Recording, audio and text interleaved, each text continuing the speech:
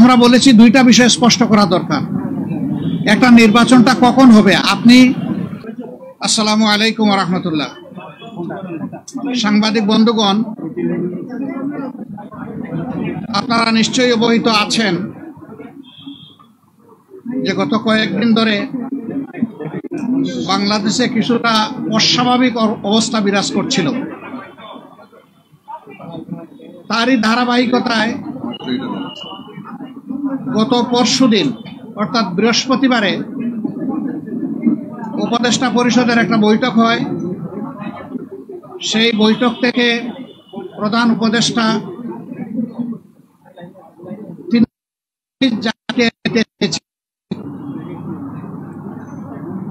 তিনি সেটা দেননি, কিন্তু এই কথাটা খুব দ্রুত সমাজের সব দিকে ছড়িয়ে পড়ে,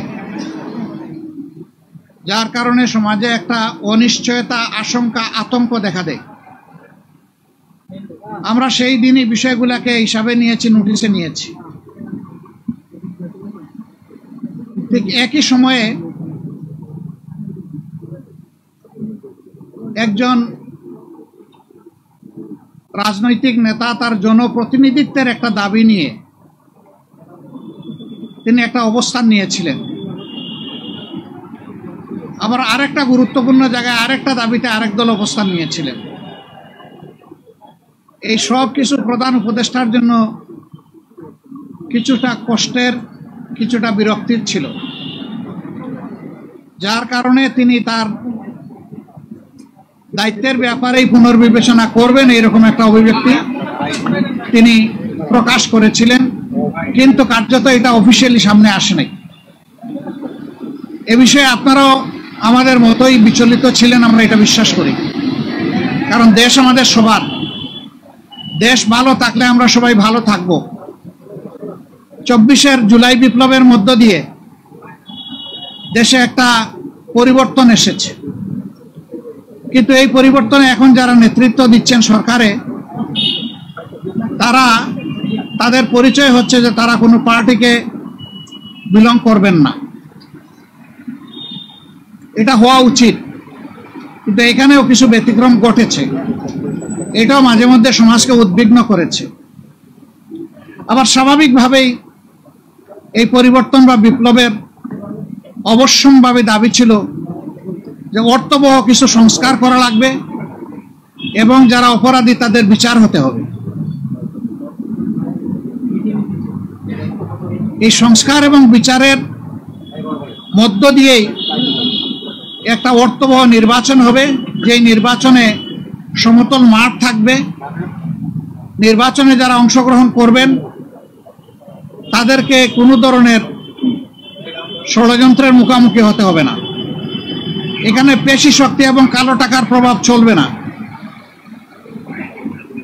15.5 বছর মানুষ 3টা নির্বাচনে তার ভোটের অধিকার প্রয়োগ থেকে বঞ্চিত হয়েছে।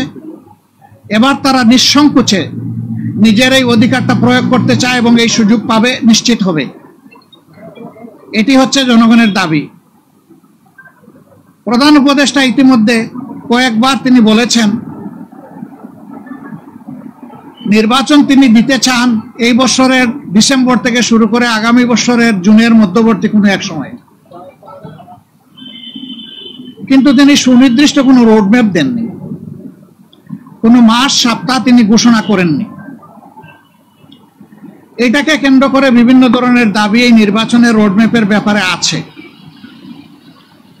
আমাদেরও কিছু রিকমেন্ডেশন ছিল,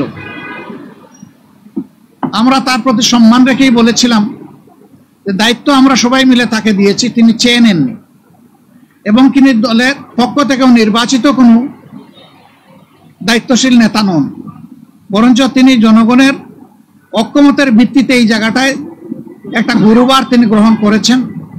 তাকে আমরা তার সম্মান বজায় রেখে দেশের স্বার্থটা তিনি দেখবেন, সেটা আমরা সবসময় বলে আসছি। আমরা আজকে ওই ব্যাপারে কথা বলেছি। আমরা বলেছি দুইটা বিষয় স্পষ্ট করা দরকার। একটা, নির্বাচনটা কখন হবে আপনি যে সময়সীমা দিয়েছেন এর ভিতরেই জনগণের কোনো ধরনের বড় ভোগান্তি না হয়ে একটা কমফোর্টেবল টাইমে এই নির্বাচনটা হওয়া উচিত আমরা মনে করি। আর 2 নম্বর আমরা বলেছি এই নির্বাচনের আগে অবশ্যই সংস্কার এবং দৃশ্যমান বিচারের কিছু প্রক্রিয়া জনগণের সামনে আসতে হবে। সংস্কার শেষ না করে যদি কোনো নির্বাচন হয়, এই নির্বাচনে জনগণ তাদের প্রত্যাশা পূরণ করতে পারবে না।